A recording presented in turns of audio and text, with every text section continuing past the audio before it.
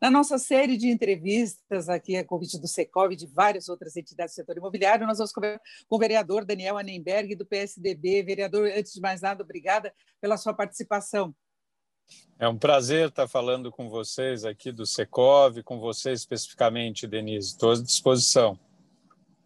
Vereador, o senhor tem demonstrado preocupações aí com cidades inteligentes. Nós temos muitas deficiências na cidade de São Paulo, a necessidade de muitas reformulações. A gente tem excesso de trânsito, carência na área habitacional, pouca ocupação de áreas que têm maior infraestrutura, questão de serviços. Eu queria saber por onde que iriam as suas propostas. Então, as nossas propostas é para sempre transformar São Paulo numa cidade com mais qualidade de vida para todos. E para isso, a tecnologia é fundamental. Então, a tecnologia é fundamental para quê? Para ter inclusão digital, isso é fundamental. A gente viu nessa pandemia a importância da inclusão digital, não podemos deixar ninguém para trás. Todo mundo precisa estar, de fato, incluído digitalmente. Hoje, inclusão digital é inclusão social. Um segundo ponto é que nós temos que ter cada vez mais serviços eletrônicos, principalmente na área pública, como a gente vê vários países do mundo. A gente vê a Estônia, a gente vê a China, a gente vê os Estados Unidos, vários países da Europa, Israel. Nós temos aí experiências muito boas mostrando a importância dos serviços eletrônicos. E também as pessoas poderem aprender a usar a tecnologia, né? Como usar os serviços eletrônicos. Também uma das minhas grandes bandeiras são todas aquelas melhorias no atendimento ao cidadão, que foi o que eu fiz quando eu era superintendente do Poupa Tempo. Eu sou um dos criadores do Poupa Tempo, e a gente conseguiu, com o Poupa Tempo, simplificar, desburocratizar a vida de muita gente. Aliás, é o que fizemos também na prefeitura, quando eu fui secretário de Inovação e Tecnologia, com os serviços do Descomplica, que é o Poupa Tempo municipal. E como eu falei dos serviços eletrônicos, tenho que falar um pouquinho do Empreenda Fácil. Quando nós chegamos na secretaria em 2017, nós vimos que para abrir uma empresa na cidade de São Paulo levava mais de 100 dias e tudo presencial em vários entes públicos, municipais, estaduais, federais. Nós implantamos aí o Empreenda Fácil. Hoje, para abrir uma empresa na cidade de São Paulo, você leva no máximo aí de 3 dias e é tudo eletrônico. Então é isso, as principais bandeiras é melhorar atendimento ao cidadão de forma eletrônica, inclusão digital e a gente poder atender todo mundo de uma forma humana, com qualidade e rapidez, né? Sem esquecer sempre a parte de direitos humanos. Mas essas são as minhas bandeiras principais e transformando aos poucos, Denise, São Paulo numa cidade inteligente, usando essa tecnologia nas diversas áreas, na saúde, na educação, na habitação, em vários outros lugares. Agora, na questão de habitação, de zoneamento, quais seriam as prioridades nesse contexto de cidade inteligente? Então, eu acho que um primeiro ponto importante, Denise, é pensar a cidade de uma forma descentralizada, né? Todas as grandes cidades do mundo, todas as grandes capitais, elas têm vários polos de desenvolvimento. São Paulo, muitas vezes, concentra tudo no seu centro, é onde tem equipamentos públicos, onde sinal de Wi-Fi pega melhor, onde você tem emprego. Nós precisamos desenvolver a cidade também de forma descentralizada, para que a mobilidade urbana não seja um grande problema, que é hoje, e que a gente possa, dessa forma, ter serviços públicos, ter emprego, ter estudo para as pessoas mais perto de onde elas moram. Então, isso é fundamental e, com isso, a gente precisa desenvolver polos também, por exemplo, polos de tecnologia, polos de diversas formas em vários setores e áreas da cidade, para que isso não fique concentrado tudo no centro da cidade. Essa é uma das propostas, né? Nós precisamos ter também, cada vez mais, equipamentos públicos e serviços públicos ou eletrônicos ou de qualidade descentralizado. O Descomplica, como eu falei, em cada prefeitura regional, a ideia é justamente que o cidadão não precisa vir até o centro para resolver os seus problemas, ele possa fazer isso de forma descentralizada, né? Então, trabalhando essa questão, ela já ajuda bastante a cidade em termos de planejamento urbano, eu não tenho dúvidas disso. Agora, como é que ficaria o plano diretor, as possíveis reformulações nesse contexto de uma cidade inteligente? Como é que ele poderia ser repensado para viabilizar essas propostas nas várias áreas?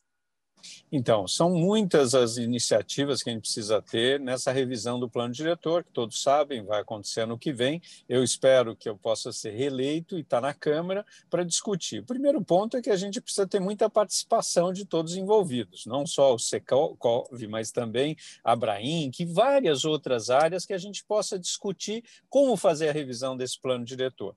Por exemplo, toda a infraestrutura urbana para que a gente possa ter, por exemplo, o 5G, para que a gente possa ter sinal de internet, sinal de celular, a gente precisa rever isso no plano diretor, né? A gente tem muitas legislações que são desatualizadas e que amarram o desenvolvimento da cidade.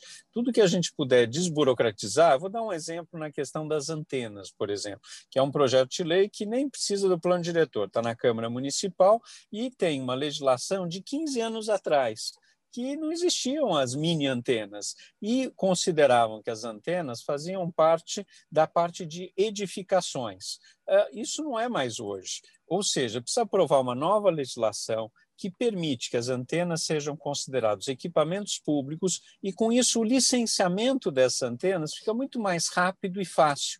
Esse é um bom exemplo para mostrar como a gente pode, rapidamente, desburocratizando legislação existente, fazer com que a gente tenha, por exemplo, a chegada do 5G, que o sinal do celular possa ir para a periferia, assim por diante. Então, são propostas como essa, e eu trabalho a minha vida toda nessa parte de desburocratização, simplificação. Por exemplo, o licenciamento, né? Eu sei que o Secov e outras entidades sofrem muito com licenciamento. Ele tem que ser todo eletrônico, né, Denise? Ele precisa ser mais simples, mais rápido, mais fácil, porque isso, por um lado, inibe a corrupção e, por outro, agiliza empreendimentos na cidade. Tudo que a gente puder desburocratizar, vamos fazê-lo.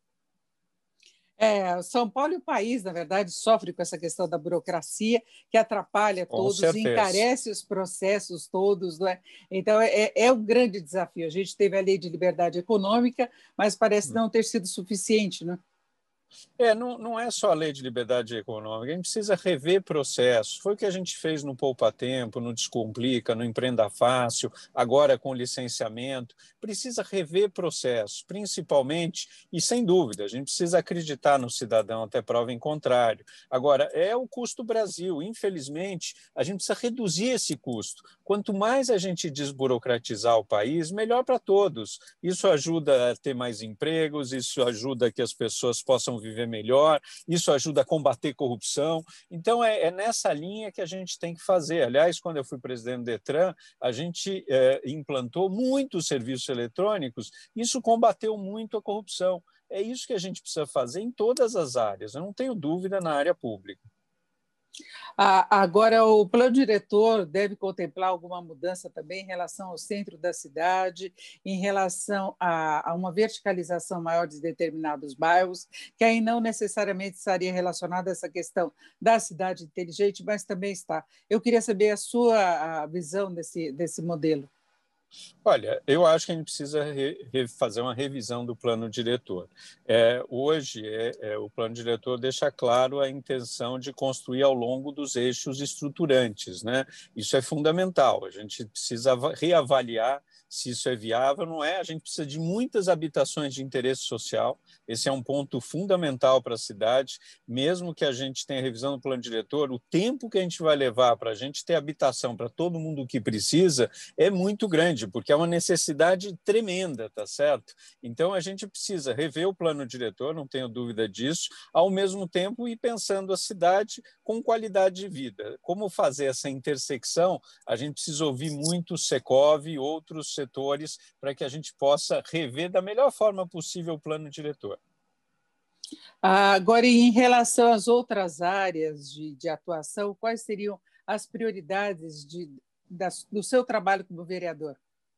Então, como eu falei, a inclusão digital é fundamental, também a área toda de direitos humanos, que a gente possa ter, né, um trabalho de discriminação, que não haja mais discriminação das pessoas, independente da raça, credo, cor, etc. Isso é fundamental. A melhoria dos serviços públicos, Por exemplo, uma das coisas que é um dos meus sonhos, que eu estou colocando, ajudando no programa de governo do Bruno Covas, é a gente levar o padrão Poupa-Tempo para a área da saúde, por exemplo. Isso é fundamental, né? Se a gente conseguir ter um bom atendimento na área da saúde, isso muda da água para o vinho, né? A área da saúde. Na área da educação, uma coisa fundamental é que a gente precisa que todos os alunos, de fato, tenham infraestrutura e condições de poder assistir às aulas, depois fazer as lições. Isso é fundamental. Por isso a importância da tecnologia e da inclusão digital, né? E eu diria também que, na parte da habitação, a gente poder aprovar os PIOs, né? É fundamental, tem alguns na Câmara que a gente tem aí para aprovar, e, por exemplo, Pio Leopoldina, é importantíssimo para a região, né? Tudo que a gente puder ajudar para desenvolver as regiões, para que a gente possa descentralizar a cidade, estão dentro do meu viés e da minha iniciativa, né? Eu tenho trabalhado muito também com a questão da transparência, né? A questão, por exemplo, tem a aprovação de um projeto de lei meu que permite que a gente tenha um portal com todas as informações sobre a Covid. Isso é fundamental para dar transparência, né? Um outro projeto importante é negócios de impacto social para os empreendedores da periferia. E um terceiro projeto é um programa municipal de linguagem simples, que permite que o poder público fale numa linguagem simples, clara e transparente com a população. Perfeito. Agora, vereador, para fecharmos, tem a questão de dinheiro também, não é? Para a implementação de todas essas mudanças. Como seria na sua visão? Então, a gente consegue fazer muita coisa com parceria, Denise. Eu vou dar um exemplo do que eu fiz quando secretário. A gente, quando chegou na secretaria, a gente tinha 120 pontos de Wi-Fi na cidade de São Paulo. Isso é inclusão digital, começou na gestão anterior. Nós fizemos uma chamada pública, depois um credenciamento público, e hoje a gente tem 300 pontos de Wi-Fi. Foi de 120 para 300. Como? Com credenciamento, né? Antes, a gente pagava pelos 120 pontos de Wi-Fi mais de 12 milhões de reais por ano pela manutenção desses pontos de Wi-Fi. Hoje a gente paga 1 milhão, ou seja, a gente conseguiu, com o credenciamento de empresas privadas e através do marketing digital, reduzir essa conta de quase 13 milhões para 1 milhão e ampliou de 120 para 300 pontos. Eu acredito muito nisso, em fazer parcerias, e com isso a gente consegue ajudar que o poder público, com menos recursos, faça mais, a iniciativa privada participe mais, nos auxilia a implementar uma série de políticas públicas, como a gente viu, por exemplo, também no MobLab. MobLab é o Laboratório de Mobilidade Urbana da cidade de São Paulo. A gente, na hora que abriu os dados da Prefeitura de São Paulo sobre mobilidade, sobre os ônibus, uma startup foi e colocou e fez aquele aplicativo Cadê o Ônibus? Isso foi bom para o governo municipal, que consegue, com isso, ter uma série de informações que muitas vezes poderia levar anos para ele conseguir sobre a circulação dos ônibus. É bom para o cidadão, porque ele sabe se o ônibus está chegando no ponto, e, ao mesmo tempo, é bom para a startup que desenvolveu isso e que pode, com isso, ter recursos, né, privados para isso. Ou seja, a gente tem que ter parcerias, a gente precisa envolver mais a iniciativa privada, as startups, as universidades, e trabalhar junto com o poder público para que, com isso, a gente consiga ter melhores projetos, melhores políticas públicas, e, com isso, a gente consiga atender o que a gente precisa, que é o cidadão, é fazer com que ele possa viver melhor, com condições melhores de vida na cidade de São Paulo. Perfeito, nós ouvimos o candidato a vereador Daniel Annemberg, do PSDB. Vereador, muito obrigada pelas suas informações. Eu agradeço mais uma vez pela sua participação aqui na nossa série de entrevistas. Eu agradeço vocês, o Secov é um grande parceiro, vamos estar juntos, vamos trabalhar juntos para fazer a revisão do plano diretor ano que vem. Muito obrigado pela oportunidade, Denise. Vereador, muito obrigada. Obrigado, forte abraço para vocês.